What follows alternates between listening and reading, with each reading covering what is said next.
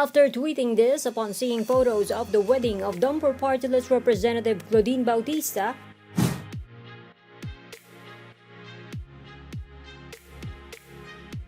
Enchong Dee has issued this apology.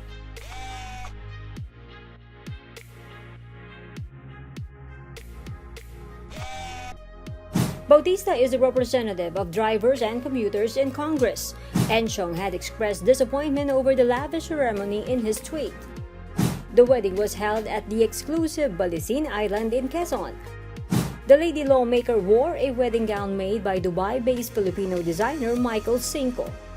Her florist was Gideon Hermosa, and she hired event planner to the stars Tina Barreto. Enchong has deleted the tweet, accusing Bautista of using the money meant for commuters and displaced drivers on her wedding.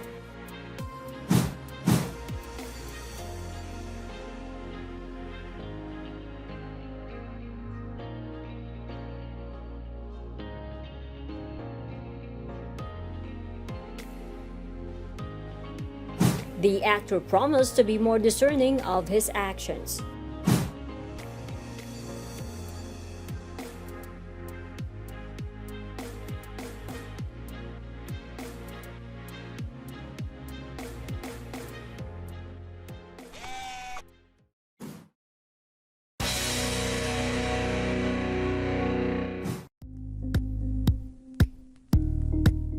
Thank you for watching Politico TV. Please like and subscribe to our channel for more videos.